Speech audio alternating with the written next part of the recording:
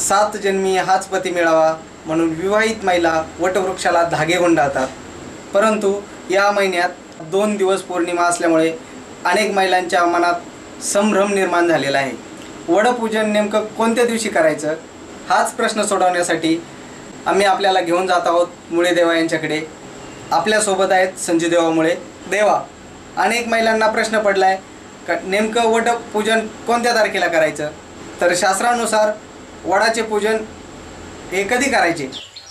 यावर्षी बराचसा संभ्रम महिला वर्गामध्ये झालेला आहे की त्यामध्ये पूजा कधी करावी। कारण आपल्याला आजपर्यंत जी माहिती आहे त्यामध्ये पौर्णिमेच्या दिवशी पूजा व्हावी हे सर्व महिला वर्गांना माहिती आहे। त्या दृष्टिकोनातून महिला वर्गाचा प्रश्नही बरोबर आहे की पौर्णिमा जर गुरुवारी दुपारी लागते 4:17 तर पूजा चतुर्दशीमध्ये कशी करायची। परंतु दाते पंचांगकर्ते यांच्या निर्णयानुसार चतुर्दशीयुक्त जी पौर्णिमा असते असा उल्लेख त्या पंचांगामध्ये केलेला आहे।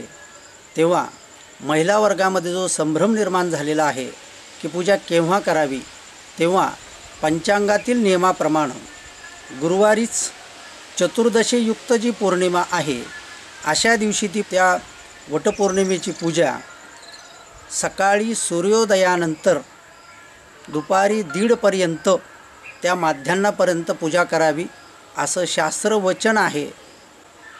असा निर्णय त्या दाते पंचांगामध्ये दिलेला आहे। तेव्हा सर्व महिला वर्गांना अशी सूचना आहे की कुठल्याही प्रकारचा मनामध्ये संभ्रम न ठेवता गुरुवारी सकाळी सूर्योदयापासून दुपारी माध्यान्ह म्हणजे 1:30 वाजेपर्यंत वटपौर्णिमेची पूजा करावी। धन्यवाद संजू देवा। संजू देवांनी सांगितल्याप्रमाणे वडाची पूजा 8 तारखेलाच करावी। अधिक माहितीसाठी पाहत रहा NTV न्यूज शेवगाव।